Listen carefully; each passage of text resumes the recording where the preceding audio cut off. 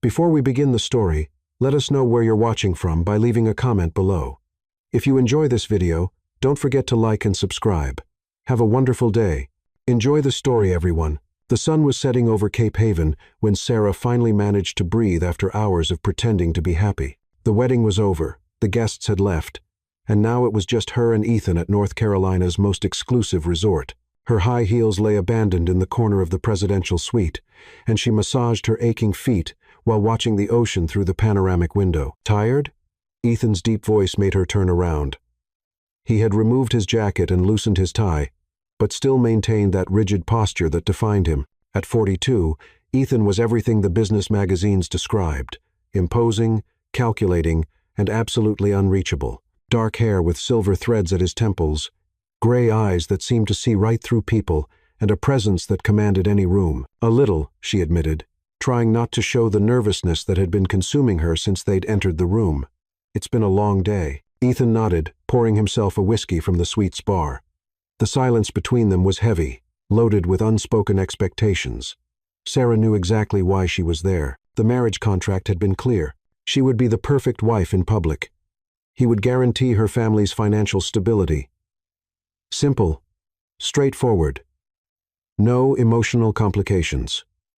"Would you like something to drink?" he asked, noticing how she nervously played with the wedding ring that still felt strange on her finger. "Maybe some water," she murmured, watching him move through the suite with the confidence of someone accustomed to controlling every situation. When he handed her the glass, their fingers touched briefly. Sarah felt an unexpected shiver run up her spine. There was something in the way he looked at her, not with the coldness he showed the rest of the world, but with a genuine curiosity that left her unsettled. "Sarah," he said her name in a way she'd never heard before, as if testing how it sounded on his lips. "We need to talk about expectations." She swallowed hard. She knew this moment would come. "I understand the agreement, Ethan. You don't need to worry. It's not about the agreement." He moved closer, and she could smell his woody cologne mixed with something uniquely masculine. "It's about tonight." Sarah's heart raced. She had tried to prepare herself mentally for this moment, but now with him so close, all her certainties seemed to crumble. She began, but the words were lost when she saw his expression change. The mask of absolute control slipped for an instant, revealing something more vulnerable underneath. "You're scared," he observed, not as a question, but as a gentle statement. Sarah nodded, unable to lie. "A little." Ethan stepped back, giving her space to breathe. "You don't need to be. I'm not the monster they paint me as in the newspapers, at least not with you." "I know that," she said quickly, surprising herself with the conviction in her voice. "I mean, I hope you're not." An almost imperceptible smile touched his lips. "Honesty, that's refreshing." Sarah felt her cheeks flush. "My mother always said I talk too much when I'm nervous. And are you nervous now?" "Very," she admitted, laughing nervously. "That's pretty obvious, isn't it?" Ethan studied her face for a long moment. There was something about her that intrigued him, a combination of vulnerability and strength he hadn't expected to find. When his lawyers had presented her profile, he saw only numbers: age, education, family. But the woman standing before him was far more complex than any report could capture. "Sarah," he said softly, "there's something you need to know about me. I don't do anything halfway. If we're going to do this, we're going to do it right." She stared at him, confused. "What do you mean?" "I mean that regardless of how this marriage started, while we're together, you will be respected, protected, cared for." He paused, his gray eyes intensifying. "I would never force a woman to do something she didn't want to do." The relief Sarah felt was so intense her legs almost gave out. She had spent weeks imagining terrible scenarios, fearing he would be cruel or indifferent. But there was something in the way he spoke, in the sincerity in his eyes, that reassured her. "Thank you," she whispered. "That means a lot to me." "There's one more thing," he said, hesitating for the first time since she'd known him. I don't have much practice at being gentle. My life has been about business, contracts, strategies. This," he gestured between them, "is new for me, too." Sarah blinked, surprised by the unexpected vulnerability. The powerful man who commanded business empires was admitting uncertainty, and that made him infinitely more human in her eyes. "Maybe we can figure it out together," she suggested timidly. Something changed in Ethan's expression at that moment. The tension in his shoulders eased, and when he looked at her again, there was a warmth that hadn't been there before. Yes, he agreed. Maybe we can. The silence that followed was different, less charged with anxiety and more full of possibilities. Sarah felt she had crossed some kind of invisible line, moving from the territory of fear into something she couldn't name yet. Ethan, she called softly. Yes, there's something you need to know about me, too. She took a deep breath, gathering courage. I've never been with a man before. The words hung in the air between them like a sacred confession.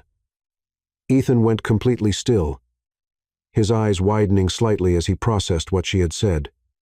You mean, you're a virgin? She completed, her cheeks burning, but her gaze steady. I know that probably wasn't what you expected in an arrangement like this, but I couldn't go through with this without you knowing. Ethan was silent for so long that Sarah began to wonder if she had made a terrible mistake. Maybe he would change his mind about everything. Maybe the deal would be cancelled. Sarah. His voice came out rougher than usual, loaded with an emotion she couldn't decipher. Look at me. She raised her eyes, expecting to see disappointment or irritation. But what she found left her breathless. There was something in Ethan's gray eyes that seemed like a mixture of admiration, protection, and something much deeper that she didn't dare name. Thank you for telling me, he said finally. That changes everything. Changes how? She asked, her voice barely audible. Ethan approached again, but this time his movements were different, more careful, more reverent. It changes because now I know that tonight isn't just about the two of us. It's about you trusting me with something precious.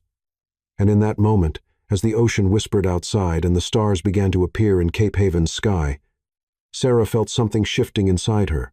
The cold, calculating man she had feared had disappeared, replaced by someone who looked at her as if she were the most valuable thing he had ever found. But as the night deepened around them, one question remained in the air, unspoken, but present in every look they exchanged. What would happen when the sun rose and they had to return to the real world, where contracts mattered more than budding feelings? Breakfast on the resort terrace should have been romantic. The ocean view was breathtaking. The morning breeze carried the salty scent of the sea, and golden rays of sunlight danced on the crystal-clear water. But the tension between Ethan and Sarah was so thick it could be cut with a knife. Ethan sat across the table, impeccable in his white shirt and tailored pants, reading emails on his tablet, as if it were an ordinary work morning. His dark hair was perfectly styled, and there was no trace of the vulnerability he had shown the night before. It was as if a switch had been flipped, transforming him back into the ruthless businessman the world knew. Sarah absent-mindedly stirred the berries on her plate, still processing what had happened between them a few hours earlier. The memory of his gentle hands, of his voice whispering sweet words in the dark, of how he had taken care of every detail to make her feel safe. All of it seemed like a dream compared to the cold man who was now completely ignoring her. Ethan, she tried, hoping to capture his attention. He looked up for a moment, his expression polite but distant. Yes, about last night, she began, but he interrupted her by raising his hand.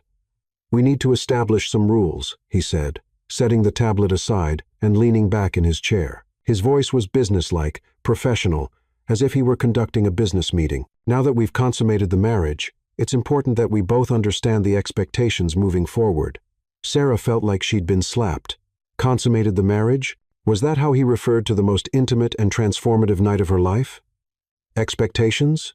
She repeated, trying to keep her voice steady. In public, we'll be the perfect couple. Smiles, affectionate gestures, everything expected of newlyweds. Ethan enumerated the points as if they were contract clauses. Social appearances, charity events, business dinners. You'll be charming, elegant, the ideal wife. Sarah nodded slowly, though each word felt like a stone in her stomach. And in private? In private, we maintain our distance. The answer came quickly, definitively. Separate rooms. Separate lives. What happened yesterday was necessary to validate the marriage, but it doesn't need to happen again. The silence that followed was deafening. Sarah felt her cheeks burning with humiliation and anger. How could he reduce something so beautiful and meaningful to mere validation? I see, she said finally, surprising herself with the coldness in her own voice. So, I'm just a very well-paid employee. Ethan looked at her sharply, something dangerous glinting in his gray eyes. You're being dramatic. Dramatic. Sarah stood up abruptly, the chair scraping against the stone floor. You treated me like I was something precious last night, and this morning you're telling me it was just business. If that's not reason for drama, I don't know what island. Sarah. His voice carried a warning tone that she chose to ignore. Number. She planted her hands on the table, leaning toward him. You can't just erase what happened between us. You can't pretend you didn't feel anything. For a moment, Ethan's mask slipped. She saw the internal struggle in his eyes, the way his jaw tightened, how his fists clenched around the napkin. But when he spoke again, his voice was perfectly controlled. What I felt or didn't feel is irrelevant. This is a business arrangement, Sarah. The sooner you accept that, the better for both of us. The wound was so deep she almost staggered. But instead of crying or begging, something stronger awakened within her. Pride, determination, an absolute refusal to be reduced to a mere object in his power game. Fine, she said, straightening her shoulders. If that's how you want to play it, then let's play. Ethan raised an eyebrow, clearly not expecting this reaction. What do you mean? I mean, you're going to get exactly what you asked for. A perfect wife in public, distant in private, but don't expect me to be grateful for it. She grabbed her purse and headed for the terrace door. When do you want to go back to Asheville? Our flight leaves at 3, he replied, visibly uncomfortable with the sudden change in her behavior. Perfect. I'll spend the morning at the spa. I need to prepare for my new role. She paused at the door, turning to face him. By the way, Ethan, you can pretend last night didn't mean anything, but we both know you're lying. The question is why? With that, she left, leaving him alone on the terrace with his thoughts and the uncomfortable feeling that he had just lost something important without even understanding what it was. The next few hours passed in a careful dance of mutual avoidance. Sarah spent the morning at the spa, letting professional masseuses relieve the tension in her muscles while her mind worked furiously. She wasn't stupid. She knew there was something more behind Ethan's behavior. Men didn't change from hot to cold without a reason. When they met in the lobby for checkout, she looked impeccable. Navy blue midi dress, hair pulled back in an elegant chignon, makeup subtle but perfect. The ideal trophy wife, exactly as he had requested. You look beautiful, Ethan said automatically, but there was something in his voice that suggested the words had escaped before he could censor them. Thank you, she replied politely, as if speaking to a stranger. Shall we? The flight back to Asheville was tense. They sat in Ethan's private jet like two polite acquaintances, exchanging occasional pleasantries while he worked, and she pretended to read a magazine. But beneath the polished surface, an electric current ran through the space between them. Ethan found himself watching her from the corner of his eye, noticing how she bit her lower lip when she was thoughtful, how her fingers drummed nervously against the leather armrest. There were moments when he opened his mouth to say something, apologize perhaps, or explain. But then he remembered why he had imposed those rules in the first place. Sarah, for her part, was hyper-aware of his every movement. When he got up to get water, she noticed how the muscles in his back moved under his shirt. When he ran his hand through his hair in frustration over some email, she remembered how she had felt those same fingers on her skin the night before. Are you okay? He asked when he noticed she had become very quiet. Perfectly fine, she replied with a smile that didn't reach her eyes. Just thinking about my new role. I want to make sure I exceed expectations. There was something in the way she said it that made Ethan shift uncomfortably in his seat. He had gotten what he wanted. Distance, control, boundaries. So why did he feel like he had just made the biggest mistake of his life? When they landed in Asheville, the reality of their new life hit them full force. The limousine took them through the city to Ethan's mountain property, an imposing mansion that dominated the valley below like a modern castle. It was impressive, intimidating, and completely lifeless. Welcome home, Ethan said as they climbed the marble steps of the main entrance. Home. The word sounded strange coming from him, as if he didn't really believe in it himself. Sarah looked around the entrance hall. High ceilings, contemporary art on the walls, everything impeccably decorated and absolutely impersonal. Mrs. Lee will show you to your room, Ethan said, gesturing to an elegant Asian woman who had appeared as if materialized from thin air. "She takes care of the house. If you need anything, you can ask her." "Is my room far from yours?" Sarah asked, and there was an edge in her voice that made his expression harden. "Opposite sides of the house," he confirmed. "You'll have complete privacy. Perfect." She turned to Mrs. Lee with a genuine smile. "I'd love to see it if you don't mind." As they climbed the curved staircase, Ethan stood in the hall, watching them disappear.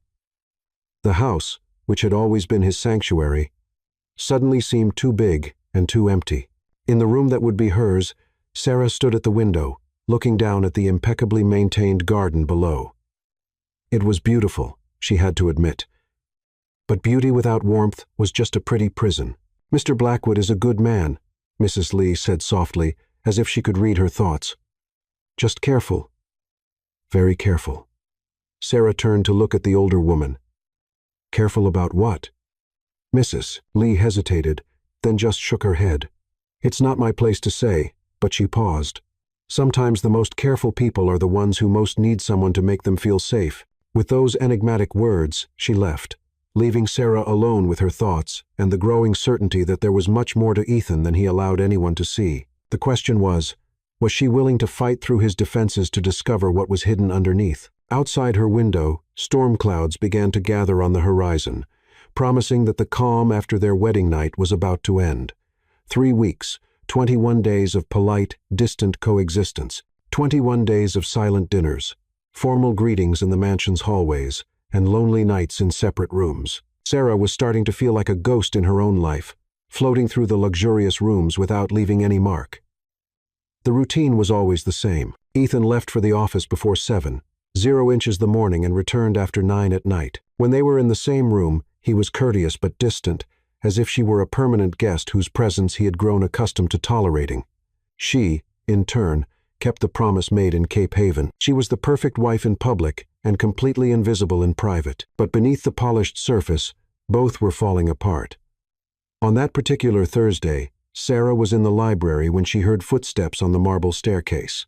It was only 4, 0 inches the afternoon, too early to be Ethan. She hid behind the tall bookshelves, curious, and saw him appear in the library entrance with his tie loose and an exhausted expression she had never seen before. He headed directly to the bar in the corner of the room, pouring himself a generous whiskey, before throwing himself into the leather armchair near the fireplace. For a long moment, he just sat there, staring into the amber liquid as if it contained answers to questions he didn't want to ask. Sarah hesitated. Over the past 3 weeks, they had maintained a careful dance of mutual avoidance. But something in his posture, the way his shoulders fell, how his head rested against the back of the chair, touched her deeply. "Rough day?" she asked softly. Stepping out from behind the shelves, Ethan jerked, spilling some of the whiskey. "Jesus, Sarah, I didn't know you were here. Sorry, I was reading." She gestured vaguely to the book in her hands. You look tired." For a moment, she thought he would dismiss her with one of his polite but distant responses. But then something shifted in his expression, and he gestured to the chair across from him. "Sit," he said quietly, "if you want to." It was the first real invitation he had made since they returned from Cape Haven. Sarah set the book aside and settled into the chair, suddenly aware of how intimate the situation was, just the two of them in the library, gilded by the late afternoon sun, with the rest of the massive house quiet around them. "Bad meeting?" She tried again. Ethan took a long sip of the whiskey before answering. "Something like that. Sometimes I wonder why I work so hard to build something that could disappear overnight." There was a rawness in his voice that made her lean forward. "What do you mean?" He studied her for a long moment, and she could see him weighing whether or not to trust her with whatever was eating him up inside. "Have you ever been betrayed by someone you thought loved you?" he asked finally. The question hung between them like a loaded weapon. Sarah felt her heart start to race, sensing they were approaching something dangerous and important. "No," she answered honestly. "But I can imagine how devastating that would be." Ethan nodded slowly. "I thought I could imagine too until it happened to me." He stood up abruptly, walking to the large window that overlooked the gardens with his back to her, shoulders tense. He looked like a man preparing for war, or maybe remembering one he had already lost. "Her name was Rachel," he said, his voice so quiet that Sarah had to strain to hear him. "We were married for 5 years, I thought. I thought I knew her." Sarah felt something cold settle in her stomach. She had known that Ethan had been married before. It wasn't exactly a secret, but he had never talked about it. Now, listening to the pain in his voice, she understood why. "What happened?" she asked gently. "Everything," he said bitterly. "She was having an affair for 2 years with my business partner. They were planning to take half of everything I had built and disappear together." Sarah's hand flew to her mouth. "Oh my God, Ethan, I found out by accident. A private investigator I had hired to look into some missing funds discovered that Rachel was transferring money to offshore accounts. When I confronted her, he shook his head, running a hand through his hair. She didn't even try to deny it, just smiled and told me I was naive for thinking anyone could love a cold bastard like me for free." The silence that followed was deafening. Sarah felt tears prick her eyes at the pain she could hear underlying every word. Suddenly, his behavior since their wedding night made perfect sense. The walls, the distance, the insistence on keeping their relationship purely business. It was all armor against being hurt again. "I'm so sorry," she whispered. Ethan turned to look at her, and the expression on his face nearly broke her heart. "Are you? Or are you just thinking about how you can use this information?" The question hit her like a physical blow. "How can you ask me that?" "Because in my experience, everyone has an angle, Sarah. Everyone wants something, and the people who claim to care about you are often the ones who can hurt you the most." Sarah stood up slowly, her own anger starting to build. "So that's what you think of me? That I'm just another Rachel waiting for my chance to destroy you?" "I don't know what to think," he admitted. And the honesty in his voice was more devastating than any accusation could have been. "Well, let me help you," she said, stepping closer to him. "I'm not her. I didn't choose to be here, but I am here, and I have done everything you asked. I have been polite, distant, perfect in public. I have never asked you for anything beyond basic human decency. So, don't you dare compare me to someone who betrayed you." Ethan stared at her, clearly taken aback by her intensity. "Sarah, no." "You listen to me now," she continued, her voice growing stronger. "I understand that you were hurt. I understand that you don't trust easily. But I will not be punished for someone else's crimes. I will not be treated like a potential enemy when all I have done is try to make the best of a situation that neither of us chose." They stood facing each other in the fading light, both breathing hard, both raw from the honesty that had been unleashed between them. Outside, the sun was setting behind the mountains, painting the library in shades of gold and crimson. "She took everything," Ethan said finally, his voice broken. 5 years of my life, half my fortune, and worst of all, she made me believe that I was incapable of being loved for who I am." Sarah felt her anger drain away, replaced by something much deeper and more dangerous. Compassion. "She was wrong. How can you know that? You barely know me." "Because," she said, stepping even closer, "the man who held me so gently our first night, who was so careful to make sure I felt safe, that man is capable of being loved. That man deserves to be loved." Something flickered in Ethan's eyes. "Hope, maybe, or fear, or both. That man is dangerous, Sarah. He wants things he can't have." "Like what?" The question hung between them, loaded with possibilities and promises and threats all at once. Ethan reached out almost involuntarily and touched her face with the tips of his fingers. "Like you," he whispered. "God help me, but I want you. Not just as a wife to show off, not just as part of a business arrangement. I want you for real. And that scares the hell out of me." Sarah closed her eyes, leaning into his touch despite every rational thought telling her to run. "It scares me too. Does it?" His thumb traced her cheekbone, and she could feel him trembling. "Because sometimes I think you see right through all my carefully constructed walls, and it makes me want to either pull you closer or run as far away as possible." When she opened her eyes, the look on his face nearly undid her. Vulnerability, desire, fear, hope. Everything warring for dominance in those gray depths that had haunted her dreams for weeks. "Don't run," she whispered. Sarah, her name was a warning, a plea, a prayer all at once. "Don't run, Ethan. I'm not her. I won't hurt you." For a moment, she thought he might kiss her. His eyes dropped to her lips, and she could feel the pull between them like a physical force. But then he stepped back, his walls slamming into place so quickly that she gasped from the sudden cold. "I can't," he said roughly. I won't survive if you turn out to be wrong.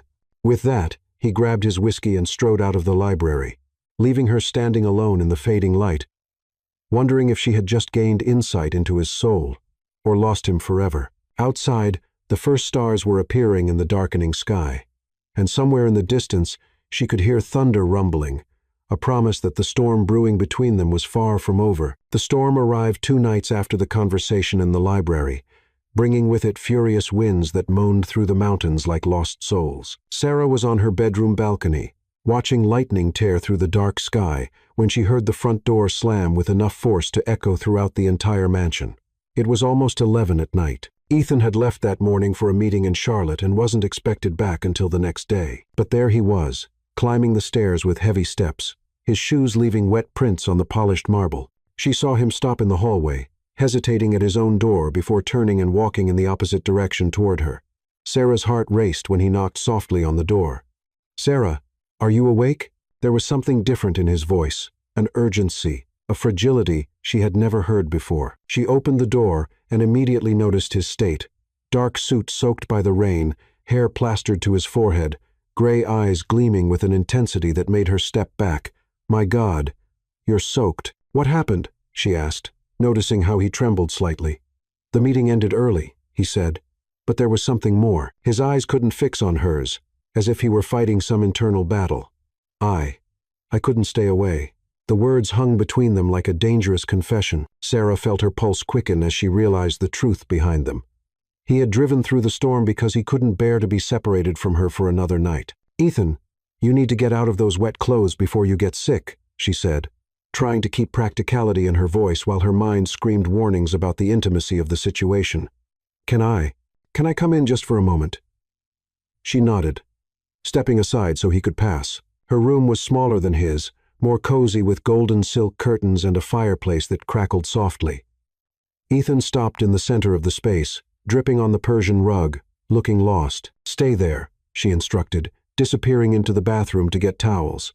When she returned, he hadn't moved, just stood there like a wet statue, staring at the flames in the fireplace. "Here," she said softly, approaching with a large towel. "Let me help." When she reached for his wet hair, he closed his eyes and sighed deeply, as if her touch were the only thing keeping him standing. The intimacy of the gesture, her carefully drying his face, his neck, while he remained completely still, was almost unbearable. "Sarah," he murmured, his voice, "I shouldn't be here." "Then why are you?" she asked softly, her hands stopping their movement but remaining on his face. He opened his eyes, and what she saw there took her breath away. It was not just desire, it was desperation, need, as if she were air and he were drowning. "Because you're killing me," he confessed. "These past weeks pretending I don't feel anything, keeping my distance, it's destroying me inside." "Then stop pretending," she whispered. "I can't. If I stop, if I allow myself to feel all of this." He shook his head, as if fighting against himself. "I won't survive when you leave me." "Who said I'm going to leave you?" The question came out before she could censor it, loaded with promises neither of them was prepared to make. But as the words hung between them, Sarah realized she had said them because they were true.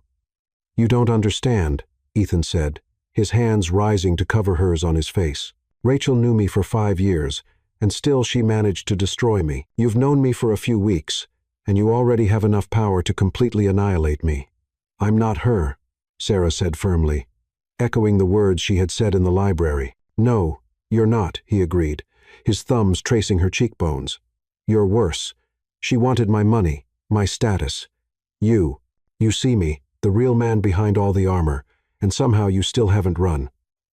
Lightning illuminated the room, followed by thunder that made the windows shake. The storm was getting stronger, but neither of them noticed. They were lost in each other in the charged space between them that pulsed with unspoken possibilities. "Maybe I'm not running because I don't want to," she said, her voice barely audible above the sound of rain beating against the windows. Something broke in Ethan's expression at that moment. Years of careful control, of walls built brick by brick, of refusing to trust. Everything crumbled before the simple sincerity in her voice. "Sarah," he whispered, her name like a prayer on his lips.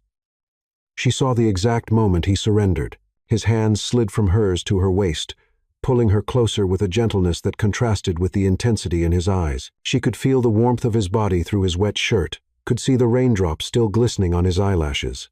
"May I continue?" he asked, echoing the words he had whispered in Cape Haven, but this time loaded with so much more weight. This time he wasn't just asking permission to touch her, he was asking permission to surrender completely. In response, she rose on her tiptoes, closing the distance between them until her lips were just a whisper away from his. "Yes," she murmured against his mouth. The kiss that followed wasn't like the first one in Cape Haven, careful, exploratory, gentle. This was pure hunger, years of loneliness and pain pouring out in a moment of desperate connection. Ethan kissed her as if she were his salvation, his hands tangling in her hair, pulling her against him as if he couldn't have her close enough. Sarah melted into his arms, every nerve ending in her body coming alive as he kissed her with an intensity that made her tremble. She could feel the change in him, the walls that had been in place for so long finally crumbling, leaving only the man underneath, vulnerable and desperate for connection. When they finally broke apart, both were breathless. Ethan rested his forehead against hers, his eyes closed as if memorizing the moment. "I'm terrified," he confessed against her lips. "Me, too," she admitted, her hands rising to rest against his chest, where she could feel his heart beating wildly. "But maybe we can be afraid together." He opened his eyes then, and what she saw there took her breath away again. It was love, not the careful attraction or controlled desire she had glimpsed before, but real, deep love, terrifying in its intensity. "You have no idea what you're doing to me," he murmured, his hands tracing her face as if she were made of something precious and fragile. "Show me," she whispered, and he showed her, with trembling hands that revered every touch, with kisses that whispered promises neither dared speak aloud, with a tenderness that contrasted with the raging storm outside. When he led her to the bed, it was as if he were touching something sacred. "Are you sure?" he asked one last time, his hands framing her face in the golden light of the fireplace. "I've never been more sure of anything," she replied, and saw the last of his walls crumble completely. What happened next was more than physical. It was a complete transformation. The cold, controlled man who had established rules and kept his distance disappeared entirely, replaced by someone who touched her as if she were a miracle, who whispered her name like a blessing, who surrendered so completely that she could feel the change happening in real time. When dawn finally arrived, finding them intertwined among rumpled sheets, the storm had passed, but the transformation that had happened during the night was permanent. Ethan, the ruthless businessman who had built walls to protect his heart, had become someone else entirely. And as Sarah slept in his arms, her face soft in the morning light, he knew there was no going back. He had fallen in love with his wife, completely and irrevocably. But as he watched the shadows dance on the walls, one question remained. When the real world came knocking at their door again, would this new man he had become be strong enough to fight for what he had found? The golden morning light filtered through the silk curtains when Sarah awakened, wrapped in strong arms that held her as if she were the most precious thing in the world. For one perfect moment, she just lay there, breathing in Ethan's woody scent, feeling the steady rhythm of his heart against her back. Then she remembered where she was. In her own bed with her husband, after a night that had changed everything between them. Panic began to set in. What if he woke up with regrets? What if daylight brought back the cold, distant man she had known for weeks? As if he could sense her tension, Ethan stirred behind her, his voice husky with sleep. "Good morning." She turned in his arms, preparing herself for anything. Rejection, regret, the return of carefully constructed walls. But what she found took her breath away. His gray eyes were soft, vulnerable, full of a tenderness she had never seen before. "How did you sleep?" he asked, his hand tracing lazily along her arm. "Better than I have in weeks," she admitted. "And you?" A small but genuine smile touched his lips. "I can't remember the last time I slept so well until last night." The relief she felt was so intense it almost made her cry. He wasn't running. He wasn't shutting down. The man who had surrendered in the darkness was still there in the light of day. "Ethan," she began, but he silenced her words with a gentle kiss. "Don't say it was a mistake," he murmured against her lips. "Please let me have this at least for a few more hours." "That's not what I was going to say," she replied, her hands rising to frame his face. "I was going to say that I don't regret it, any of it." Something changed in his expression, surprise, relief, and something deeper that made her heart race. Even knowing this complicates everything. Especially because of that, she said with conviction. Ethan, I don't want a marriage of convenience. Not anymore. I want you, the real man. Not the edited version you show the world. He studied her face for a long moment, as if searching for signs of lies or manipulation. When he found none, something in him relaxed completely. You have no idea what you're asking for, he said softly. The real man, he has scars, nightmares, moments when he can't trust his own shadow. Then let me help heal them, she replied. Let me show you that not everyone is going to hurt you. The next 2 weeks were a revelation. Ethan began coming home earlier, finding excuses to work from the home office instead of going downtown. Dinners that had once been silent, formal events became long, intimate conversations about everything and nothing. He began to show her parts of himself he had kept hidden, how he really laughed when something genuinely amused him, how his eyes softened when he talked about the philanthropic projects he secretly funded, how he became almost shy when he received genuine affection. Did you know he pays for the education of 50 underprivileged children? Mrs. Lee said one afternoon when Sarah found her preparing dinner, and that there's an entire hospital in Guatemala that exists because of him? He never mentioned that, Sarah replied, surprised but not shocked. She was beginning to understand that there were layers to Ethan. She was only beginning to discover. Mr. Blackwood doesn't talk about the good things he does, Mrs. Lee continued, smiling. But since you arrived, he smiles more, laughs more, seems more alive. It was true. There was a different energy in the house now. The hallways that had once seemed cold and echoing now resonated with conversations and occasional laughter. Ethan had begun showing her his favorite corners of the property, the secret garden where he went when he needed to think, the observatory on the top floor that offered breathtaking views of the Blue Ridge Mountains. Rachel hated this place, he said one evening as they walked through the moonlit gardens. She said it was too isolated, too quiet. She wanted us to live in the city. And you? Sarah asked, slipping her hand into his. What did you want? This, he replied simply, gesturing to the mountains around them. Peace. Silence. A place where I could be myself. And can you be yourself? He stopped walking, turning to face her in the silver light. With you? Yes. By some miracle? Yes. But not everything was perfect. There were moments when Ethan still fought against years of conditioning, when the walls began to rise automatically before he consciously tore them down. There were nights when he woke in cold sweats from nightmares about betrayal and abandonment, and she soothed him back to sleep with gentle words and tender touch. Sometimes I wonder when you're going to realize you can do better, he confessed one night after a particularly bad nightmare. Better than what? She asked, tracing calming circles on his chest. Than a broken man who can't even trust his own wife without questioning her motives. Sarah propped herself up on her elbow to look him in the eyes. Ethan Blackwood, you listen carefully. I don't want better. I want you. All of you. The good parts, the hurt parts, the parts that are still learning to trust again. Do you understand? But the truth was that the outside world was beginning to invade their perfect bubble. Important meetings couldn't be postponed indefinitely. Social commitments that had been canceled during their honeymoon needed to be fulfilled. We have to go to the Carter Foundation charity ball on Friday, Ethan said one morning over breakfast, and Sarah could see the reluctance in his eyes. It'll be our first real public appearance as a couple, she observed. Yes. And the whole world will be watching, looking for cracks, trying to figure out if our marriage is real or just a convenient arrangement. Sarah laughed, reaching for his hand across the table. Well, we'll have to disappoint them then. What do you mean? I mean, it'll be impossible for anyone looking at us to doubt that we're completely in love with each other. The word love hung between them like a confession. Neither had said it out loud yet, though it was obvious to any casual observer. Ethan squeezed her hand, his eyes intensifying. We are, aren't we? He said softly. In love, hopelessly, she confirmed, feeling her heart race at the admission.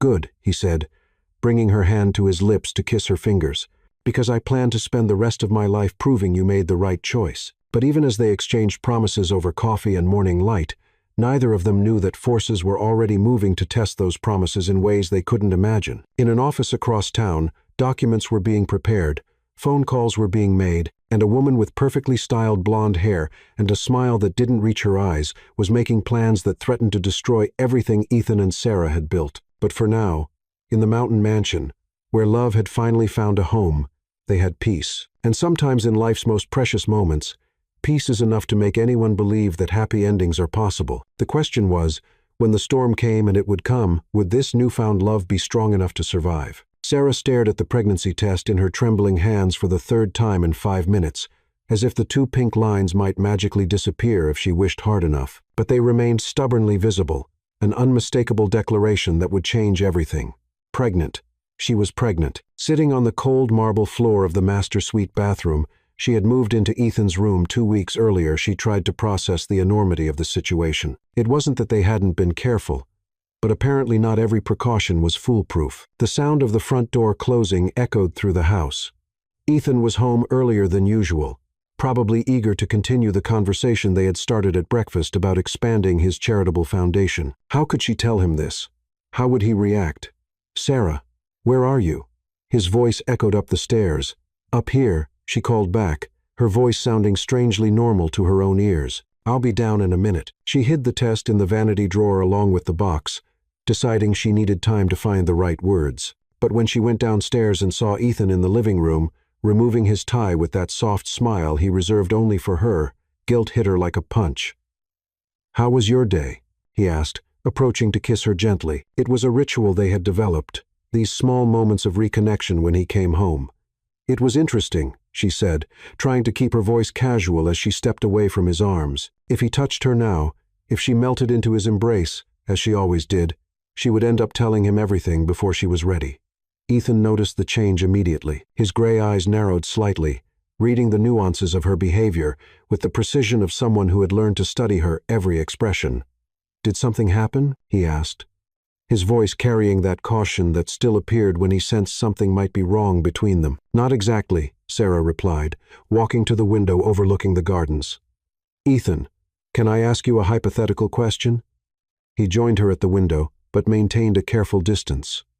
"Of course. What do you think about children?"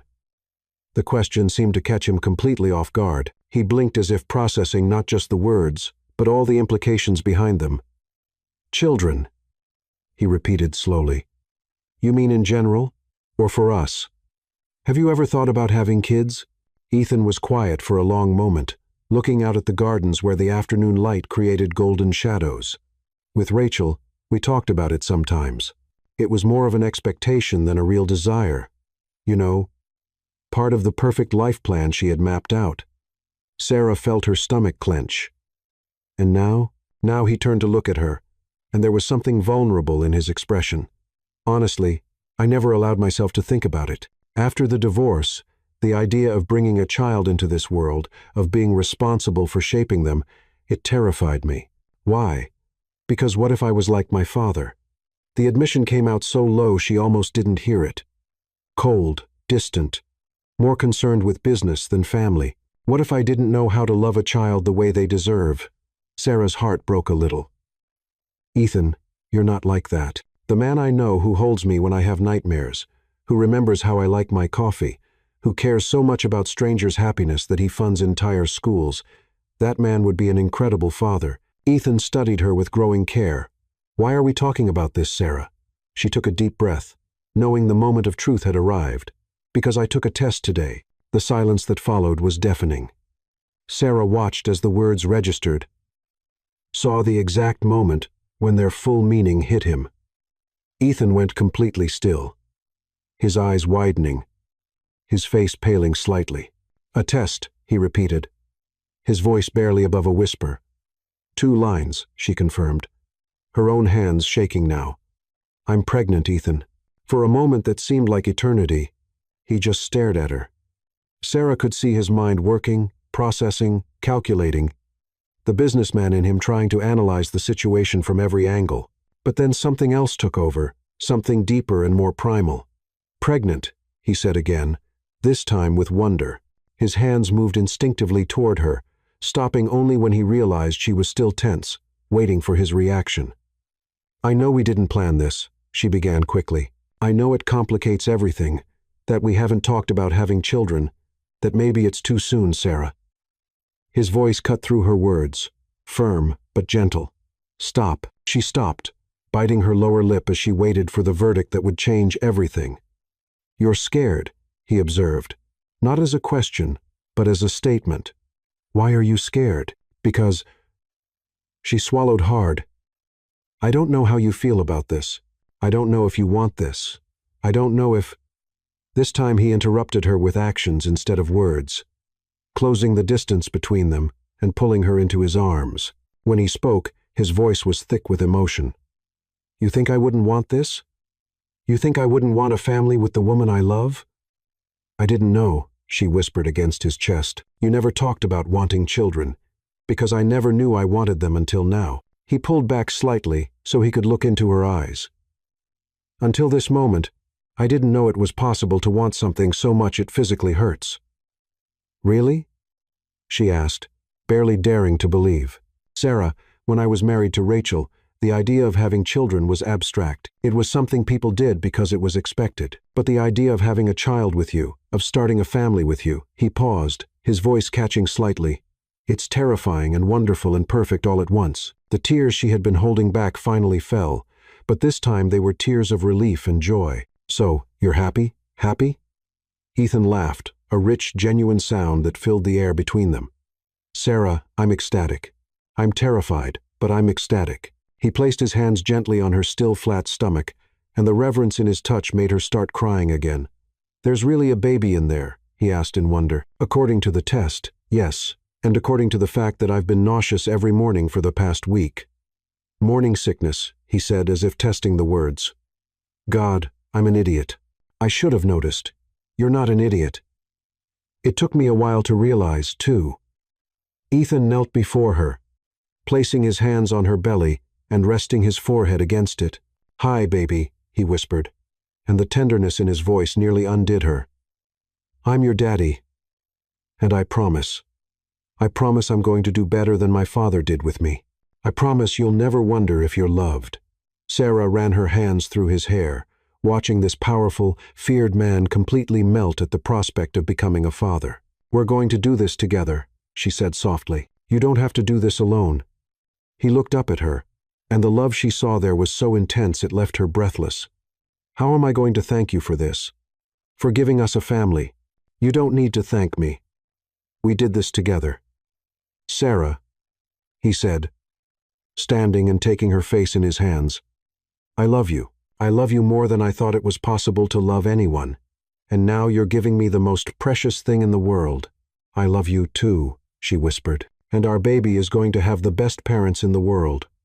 When they kissed, it was a seal of promise, not just of the love they shared, but of the future they would build together. Ethan held her as if she were made of glass, conscious now that she carried something infinitely precious. But as night fell over the mountain mansion, neither of them knew that their perfect happiness would soon be tested in ways they couldn't imagine. Because sometimes when life finally gives you everything you've always wanted, that's exactly when the darkest forces decide to try to take it away from you. For now, though, they had this night. A night of promises whispered to the baby growing between them, of plans made in soft voices, and the absolute certainty that whatever happened, they would face it together. The Asheville Country Club had never seemed as intimidating as it did that Saturday night. The golden lights emanating from the main ballroom windows created a welcoming glow that contrasted sharply with the anxiety growing in Sarah's stomach. She adjusted the navy blue dress Ethan had chosen for her. Elegant but not too flashy, sophisticated enough to impress, but conservative enough not to give the gossips ammunition. "You look beautiful," Ethan murmured as they walked toward the entrance, his hand holding hers firmly. He was impeccable in his black tuxedo, every inch the powerful businessman the world knew, but she could feel the tension in his muscles. "I'm nervous," she admitted, stopping for a moment to take a deep breath. At 3 months pregnant, she wasn't showing yet, but the constant awareness that she was carrying Ethan's child made her feel simultaneously stronger and more vulnerable. "I'll be by your side all night," he promised, turning to face her. "And if anyone says anything inappropriate, you'll smile politely and take me to dance," Sarah completed, echoing the words they had practiced. "Remember, tonight isn't about proving anything to them. It's about us." Ethan nodded, but she could see the warrior gleam in his gray eyes. He was ready for battle if necessary. The ballroom was packed with Asheville's elite and beyond. Politicians, CEOs, old money heirs, and their perfectly coiffed wives. Conversation stopped when Ethan and Sarah entered, replaced by whispers and barely concealed stares. Sarah could feel the weight of expectations, curiosity, and yes, judgment. "Mr. Blackwood," a jovial voice cut through the murmur. Senator Thompson, a portly man with a smile that never reached his eyes, approached with his wife Eleanor, whose icy blue gaze immediately fixed on Sarah like a laser. "Senator, Mrs. Thompson," Ethan responded smoothly. "I'd like you to meet my wife, Sarah." "Charming," Eleanor said, her voice dripping with false sweetness. "Tell me, dear, where did you two meet? Such a romantic story, I'm sure." Sarah felt the trap immediately. The question seemed innocent enough, but everyone knew that Ethan and Sarah's marriage had been sudden, unexpected. Any answer she gave would be dissected and analyzed. "Actually, we met through mutual friends," Sarah said calmly. "Sometimes the best things happen when you least expect them." "Indeed," Eleanor replied, her smile sharp. "And such a quick courtship. You must have swept him off his feet immediately." Before Sarah could respond, a familiar laugh cut through the conversation. She turned to see Charlotte Bennett approaching, a woman she recognized from society magazines, tall and willowy with platinum blonde hair and a reputation for being the informal queen of Asheville's social scene. "Darling Eleanor, don't interrogate the poor girl," Charlotte said, but her eyes were already studying Sarah like a scientist examining a specimen. "We're all just so curious about Ethan's surprising choice." The word surprising hung in the air like a challenge. Sarah felt her cheeks warm, but before she could respond, Ethan's arm tightened around her waist. "Surprising how?" he asked, his voice deceptively casual, but carrying an edge everyone recognized. "Oh, don't be defensive, Ethan," Charlotte laughed. "It's just that we expected, well, someone more like Rachel. Established, connected, someone from our world." The implication was clear. Sarah didn't belong. She wasn't good enough. She was an interloper who had somehow tricked her way into their exclusive circle. "I see," Ethan said coldly. "And what exactly is our world, Charlotte?" But before Charlotte could answer, another voice joined the conversation. "I think what Charlotte means," said Thomas Carter, the event's host, "is that you've always been so private about your personal life. This marriage came as such a surprise to all of us. As did my divorce," Ethan pointed out. "I wasn't aware that I needed approval from a committee for my personal decisions. The tension was becoming palpable. Other guests were starting to edge closer, sensing drama. Sarah realized that this was exactly what they had wanted to avoid, a public confrontation that would give the gossip mill food for months. "Ethan," she said quietly, placing a gentle hand on his arm, "would you like to dance?" For a moment, she thought he might refuse, might continue this verbal sparring match that could only end badly. But then he looked down at her, and something in her calm demeanor seemed to ground him. "I'd love to," he said, offering her his arm. As they made their way to the dance floor, she could hear Charlotte's voice behind them. "Well, she certainly has him trained already." The comment was designed to carry, to wound. Sarah felt her spine stiffen, but she kept walking. On the dance floor, Ethan pulled her into his arms, and for a moment, the rest of the room faded away. "I should have said something," he murmured in her ear as they swayed to the music. "Should have put them in their place." "You did exactly what you needed to do," she replied. "You showed them that I matter more to you than their opinions. You do. God, Sarah, you matter more to me than anything." They danced in comfortable silence for a few minutes, lost in each other, despite being surrounded by people who clearly wanted them to fail. But when the song ended, reality crashed back. "Excuse me," a sharp voice cut through their moment. Eleanor Thompson had approached, flanked by two other women Sarah didn't recognize. "I hope you don't mind me asking, but there are some rumors circulating." "What kind of rumors?" Ethan asked, his voice dangerous. "About your getting married so quickly. Some people are saying—" Eleanor's smile was predatory now. "Well, they're saying maybe there was a reason for the rush." The implication was clear and cruel. They were suggesting that Sarah had trapped Ethan with a pregnancy, that she was nothing more than a gold digger who had gotten lucky. Sarah felt the familiar surge of anger, but this time it was different. This time it wasn't just about her.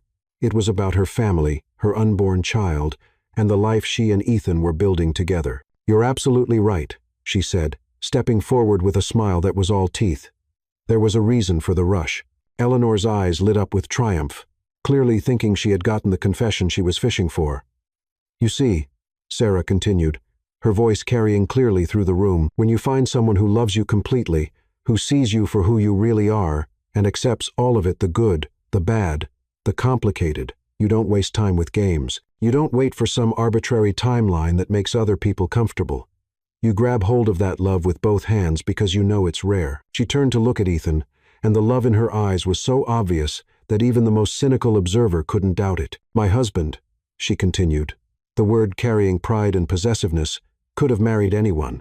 Any woman in this room would have said yes, but he chose me, not because I trapped him, not because I offer anything more than my heart. He chose me because when I look at him, I don't see the powerful businessman or the bank account or the social status. I see the man who holds me when I can't sleep, who remembers exactly how I like my coffee, who would give up everything he has before letting anyone hurt me. The room had gone completely quiet. Every conversation had stopped. Every eye was on them. So yes, Sarah said, turning back to Eleanor with a smile that was pure steel, there was a reason for the rush. The reason is that when you find true love, only a fool lets it slip away. For a moment that seemed like eternity, nobody spoke. Then slowly, someone started to clap. Then, another person. Within seconds, half the room was applauding. Ethan stared at his wife in complete awe. This woman, his woman, had just taken on all of Asheville society and won. She had defended their love, their marriage, their family with a grace and strength that left him breathless. I love you, he whispered in her ear, pulling her close. I love you, too, she whispered back. Now, shall we give them something else to talk about? Without waiting for an answer, she kissed him right there in front of everyone, deep and passionate, and completely unapologetic. When they broke apart, the applause was deafening. Charlotte Bennett approached them, her expression grudgingly respectful. That was impressive, she admitted. Perhaps I misjudged you. Perhaps you did, Sarah replied graciously. But I understand. It's hard to trust something that seems too good to be true. The truth is, I'm the luckiest woman in this room, because I get to go home with him. As the evening wound down and they said their goodbyes, Sarah realized that something fundamental had changed. She was no longer the outsider trying to fit in. She was Ethan's wife, carrying his child, and she had proven that she belonged wherever she chose to stand. You were magnificent tonight, Ethan told her as they drove home through the mountain roads. I have never been more proud to be standing beside anyone. We are a team, she said simply. That's what marriage means. We face the world together always, he asked. Always, she promised. But even as they made that promise, neither of them knew that their greatest test was yet to come. Because in a small apartment across town, a woman with blonde hair and bitter eyes was watching news coverage of the gala on her laptop, planning her next move. Rachel Blackwood wasn't done with them yet. The first sign that something was wrong came on a cold Monday in December when Sarah was 5 months pregnant. She was in the kitchen preparing breakfast, one hand unconsciously caressing her rounded belly when she heard Ethan's tense voice coming from the office. What do you mean she's contesting the divorce? His voice cut through the morning air like a blade. That was finalized 3 years ago, Matthew. Sarah stopped stirring the eggs, a sudden chill spreading through her chest. Rachel. It had to be about Rachel. I don't care what lawyer she hired, Ethan continued, his voice growing more dangerous with each word. The agreement was signed by both parties. She received her compensation and agreed to the terms. Sarah approached the office door, her heart pounding hard. Through the crack, she could see Ethan pacing back and forth, the phone pressed against his ear, his free hand running through his hair in frustration. Claiming coercion? Ethan laughed bitterly. That's ridiculous, Matthew. She had her own legal representation. She was perfectly lucid when she signed. A long pause during which Ethan's face visibly paled. DNA. What do you mean, DNA test? Sarah felt her blood freeze. The baby? Rachel was coming after the baby that hadn't even been born yet. Find everything you can about this, Dr. Salazar, Ethan ordered coldly. And I want a meeting with our legal team this afternoon. If Rachel wants war, she'll get it. When he hung up the phone, Sarah pushed the door open gently. Ethan. He turned, and the expression on his face made her take a step back. It was the same cold mask he had worn before they fell in love, armor against the outside world. But when his eyes met hers, the mask cracked slightly. You heard, he said, not as a question. Enough.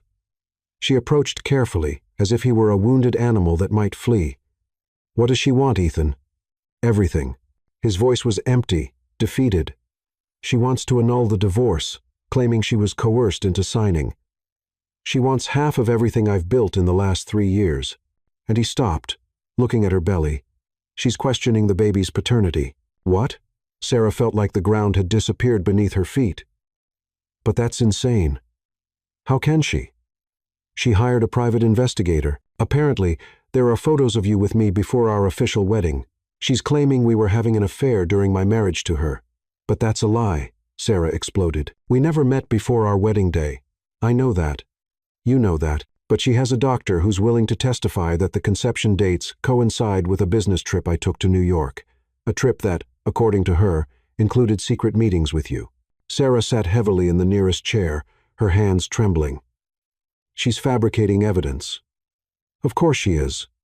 But it'll take time and money to prove that. And meanwhile, Ethan punched the desk, making the papers jump. She got a temporary restraining order, freezing half my assets. How is that possible? Because she claimed I hid assets during the original divorce, that the marriage to you was a sham to protect my money from a possible future challenge.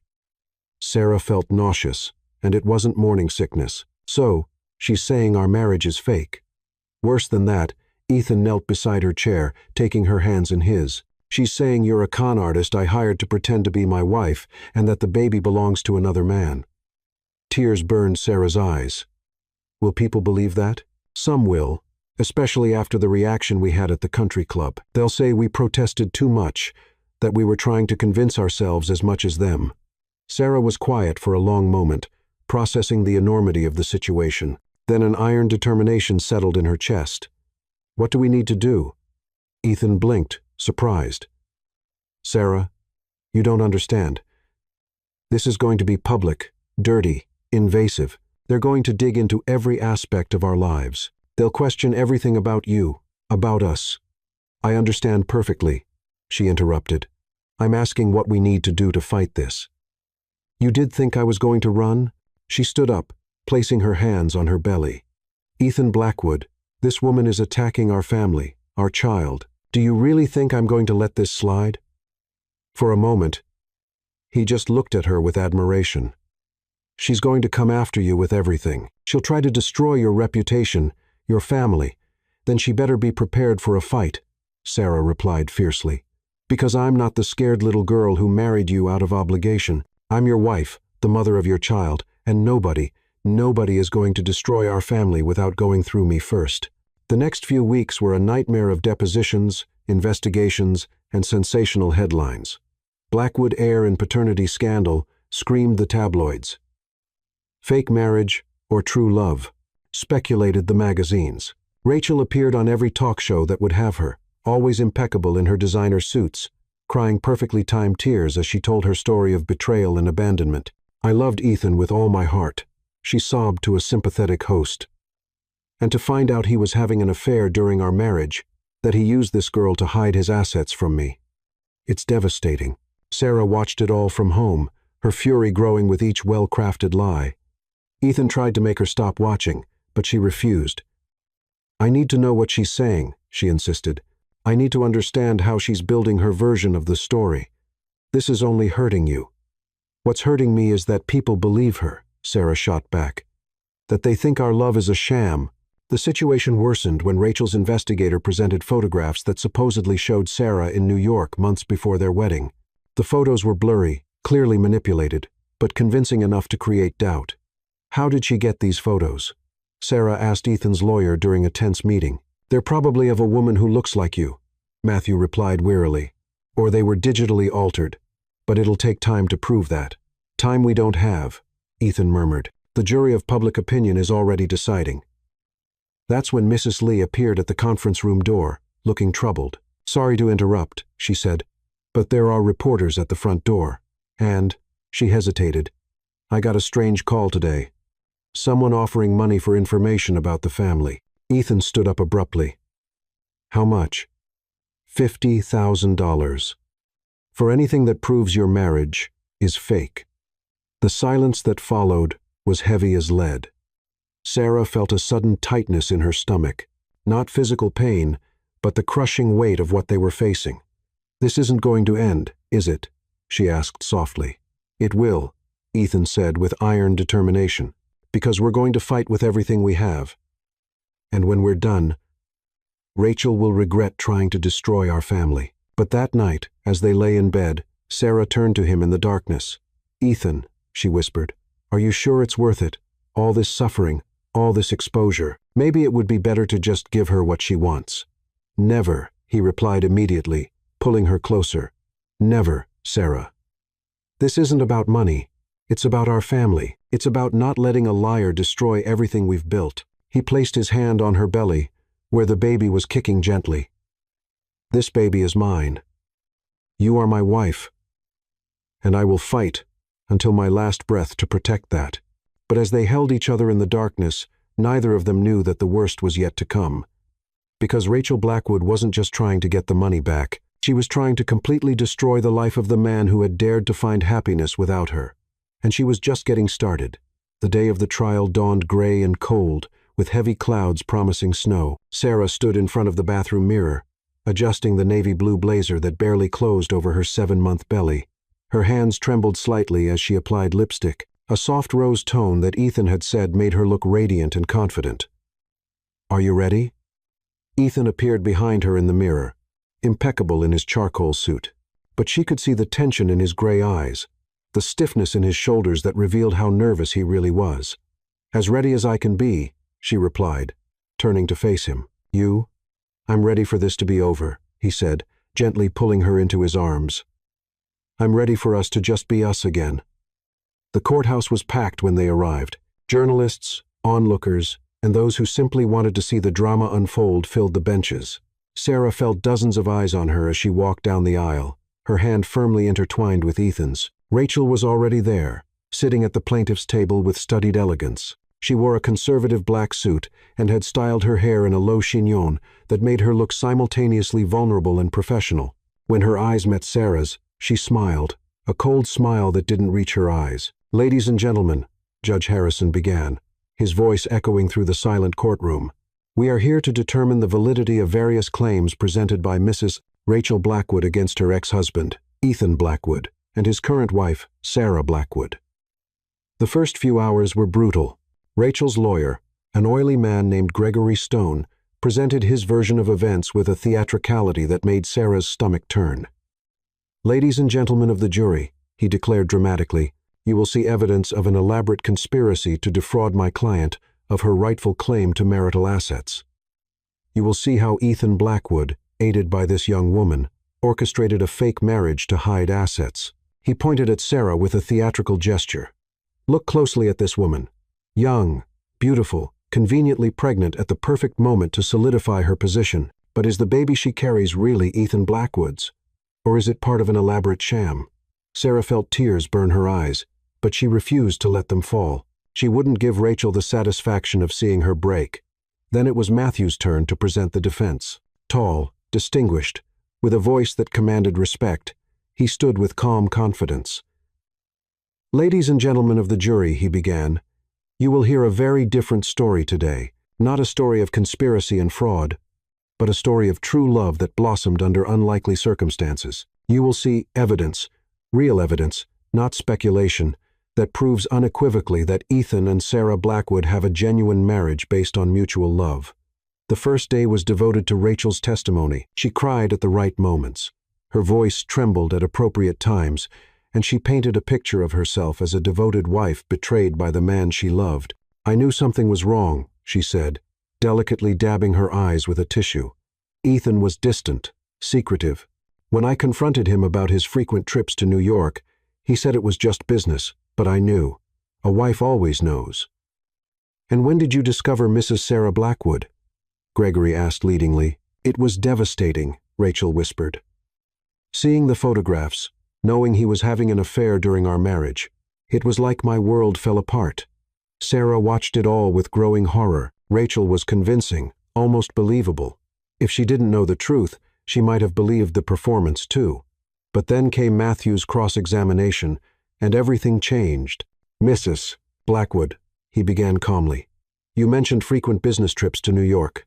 Do you have records of these trips? Well, I didn't necessarily keep detailed records. Interesting, because our records show that Ethan Blackwood was not in New York on the dates you mentioned. In fact, he was in meetings here in Asheville with dozens of witnesses. Rachel faltered slightly. Maybe I confused the dates. Or maybe you fabricated the entire story, Matthew suggested mildly. Tell me, Mrs. Blackwood, do you know a Dr. Salazar? The color drained from Rachel's face. Not immediately. Dr. Salazar is the doctor who allegedly confirmed the conception dates to support your claims. A doctor who, incidentally, had his license revoked 3 months ago for falsifying medical records. The courtroom erupted in murmurs. Sarah felt a surge of hope for the first time in weeks. Matthew wasn't finished. And those photographs that allegedly show my client in New York, our experts determined they were digitally manipulated, using images of a different woman entirely. Each revelation was another nail in the coffin of Rachel's case. But the final blow came when Matthew called a surprise witness. I'd like to call Thomas Carter to the stand. Sarah recognized the name. He was the host of the gala, where she had defended her marriage so eloquently. He was also, apparently, a longtime friend of Ethan's. Mr.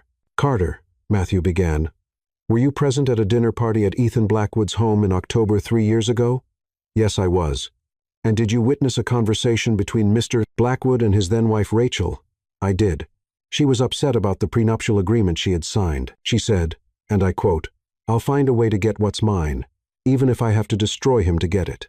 Rachel's face went white. Her attorney objected frantically, but the damage was done. But the moment that really sealed the case came when Ethan himself took the stand. Matthew led him through the timeline of his relationship with Sarah, asking him to describe their first meeting, their wedding night, the development of their feelings. Mr. Blackwood, Matthew said, in your own words, tell the jury about your relationship with your wife. Ethan looked directly at Sarah, and when he spoke, his voice was filled with such raw honesty that the entire courtroom fell silent. When I married Sarah, I thought it would be a business arrangement. I had been so hurt, so closed off after my divorce, that I didn't believe in real love anymore. But Sarah, she saw through all my walls. She was patient when I was difficult, kind when I was cruel, and strong when I was weak. His voice grew softer, more intimate. She didn't marry me for my money or my status. She married me because somehow she saw something in me worth loving. And every single day since then, she has proven that our love is real in 1,000 small ways.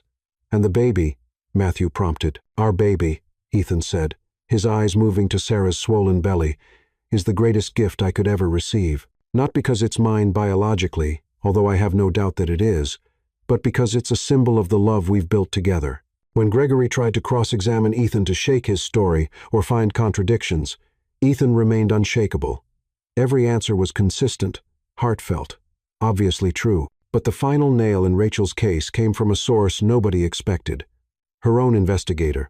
Called by Matthew in a surprise move, the private investigator admitted that Rachel had offered him an additional $100,000 to create evidence when the real evidence didn't support her claims. She specifically asked me to find a woman who looked like Mrs. Blackwood and photograph her in compromising situations, he testified reluctantly. When I refused, she threatened to ruin my business. By the time closing arguments began, it was clear to everyone that Rachel's case was falling apart. But Matthew didn't take any chances. Ladies and gentlemen of the jury, he said in his final statement, you have seen a woman's scorned attempt to destroy a family out of spite and greed. You've seen fabricated evidence, bribed witnesses, and calculated lies. But you have also seen something beautiful. Genuine love between two people who found each other against all odds. He gestured to Ethan and Sarah. Look at them. Really look at them. Do you see actors playing roles? Or do you see a husband and wife who are facing the biggest challenge of their lives together with unwavering support for each other? The jury deliberated for less than 2 hours. When they returned, the foreman stood with the verdict. In the matter of Rachel Blackwood versus Ethan Blackwood, we find for the defendant on all counts. Furthermore, we recommend that Mrs. Rachel Blackwood be held liable for court costs and damages in the amount of $2 million. The courtroom exploded. Sarah felt Ethan's arms around her, felt his tears in her hair as he whispered, It's over. It's finally over.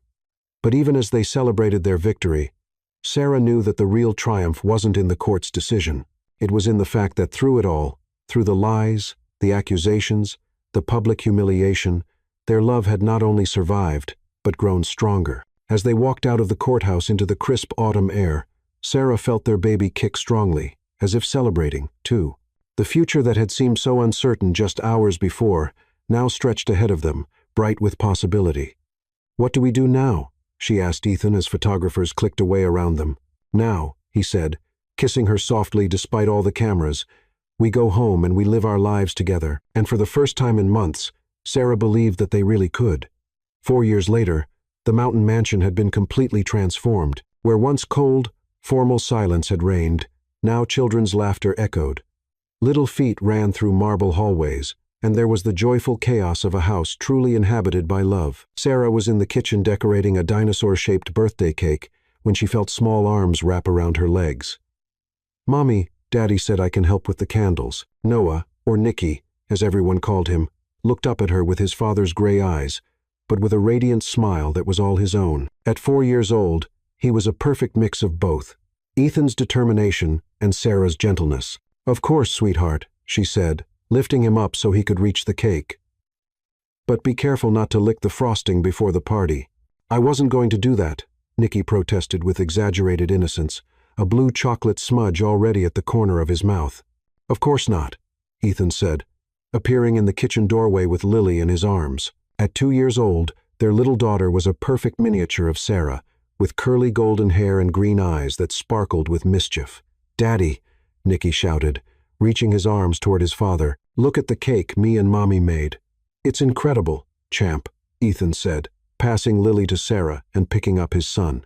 "I think this is going to be the best birthday party ever." Sarah watched husband and son interact with the same warmth in her chest that she felt every day for the past 4 years. Ethan had become exactly the father she always knew he could be, present, loving, involved in every detail of the children's lives. "Mommy, when are people coming?" Lily asked, playing with Sarah's necklace. "In a little while, princess." "Should we put on your new dress?" The party was an absolute success. The garden was full of children running among colorful decorations, parents chatting animatedly, and the kind of genuine joy that reminded Sarah how good life was.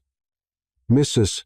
Lee, now officially part of the family, more like a grandmother than an employee, was on the porch watching the chaos with a satisfied smile. "Very different from how it used to be," she commented when Sarah joined her for a moment. "Very different," Sarah agreed, watching Ethan chase a group of children through the garden, roaring like a dinosaur while they screamed with delight. "Sometimes I can barely remember how we used to be. You were 2 people afraid to love," Mrs. Lee said wisely. "Now you're a family." Later, after the guests had gone home and the children were tucked into bed, Ethan and Sarah found themselves alone on the porch, watching the stars appear in the clear mountain sky. "Happy?" Ethan asked, pulling her closer. "Incredibly," she replied, snuggling into his arms. "You?" "Happier than I ever thought possible," he admitted. "Sometimes I still can't believe all this is real." "It's real," she assured him, gently kissing his neck. "Our life, our family, our love. It's all real." They stayed in comfortable silence for a moment, just enjoying the peace of the moment. Then Sarah took a deep breath, knowing it was time to share the news she had kept all day. "Ethan," she said softly, "I have something to tell you." "What is it?" he asked, but there was something in his tone that suggested he already suspected. "Well," she turned in his arms so she could see his face, "remember when you said our family was complete?" His eyes widened slightly. "Sarah, it seems it wasn't as complete as we thought," she said with a smile that lit up her entire face. "I'm pregnant again." For a moment, Ethan was completely still. Then, slowly, a smile spread across his face. The same smile she had fallen in love with years ago, but now loaded with 4 years of shared happiness. "Really?" he whispered. "Really. 8 weeks." Ethan swept her up in his arms and spun her around, both of them laughing like teenagers. When he set her back down, his eyes were shining with unshed tears. "God, Sarah, how do you keep giving me everything I always wanted but never knew I needed?" "Because that's what people who love each other do," she replied simply. They build a life together, one surprise at a time. "Nikki and Lily are going to be thrilled," he said, his hands moving instinctively to her still, flat belly. "Or they'll be terribly jealous," Sarah laughed. "Either way, we'll figure it out together." "Oh, together," Ethan repeated, and the word carried all the weight of a promise kept through years of joys and challenges. As the night progressed, they talked about the future, about baby names and nurseries, about how they would tell the children and when they would reveal it to the world. But mostly, they just marveled at the miracle of their growing family. "You know what amazes me most?" Sarah said when they finally decided to go inside. "What?" "How it all started with an arranged marriage between two strangers and became this." She gestured to the house filled with evidence of their intertwined lives. Family photos on the walls, toys scattered in corners, small shoes next to large ones by the door. "We weren't strangers for very long," Ethan observed, kissing her forehead. "I think our souls recognized each other from the very first moment. Do you believe in that? In soulmates?" "I didn't used to," he admitted. "But then you came into my life and showed me that some things are too big to be explained by logic. Sometimes, you just have to accept the miracle." Later, lying in the bed they had shared for 4 years, Sarah watched Ethan sleep. Even in sleep, he kept a protective hand over her, a habit he had developed during her first pregnancy and never abandoned. She thought about the journey that had brought them here, the initial reluctance, the walls they had torn down one brick at a time, the storms they had faced and overcome together. She thought about Rachel, who had tried to destroy what they had built, only to discover that true love couldn't be broken by lies or greed. Most importantly, she thought about the future that stretched ahead of them. Decades of shared mornings, birthdays and graduations, small daily joys, and big life milestones. A life built not on contracts or convenience, but on the solid foundation of genuine love and mutual commitment. When Ethan stirred in his sleep, murmuring her name, she smiled in the darkness. Some people wait their whole lives for their happily ever after. She had found hers in an arranged marriage with a stranger who turned out to be the love of her life. And as new life grew within her, carrying the promise of even more love and joy, Sarah knew their story was far from over. In fact, it was just beginning the next chapter of a life that had proven richer and more beautiful than any fairy tale could promise. Because the best happily ever afters aren't the ones that end at the altar. They're the ones that continue being built day after day, year after year, through the transformative power of true love. And in the mountain mansion where it all began, a family slept in peace, secure in the knowledge that they had found something rare and precious, a love that would last a lifetime. Sometimes the best love stories begin disguised as cold agreements. Sarah and Ethan discovered that the heart doesn't understand contracts. It only knows how to love. From initial fear to deep love, they proved that when two souls meet, not even the most painful past can prevent the blossoming of a bright future. Because true love doesn't need to be perfect from the start, it just needs to be real, brave, and willing to grow.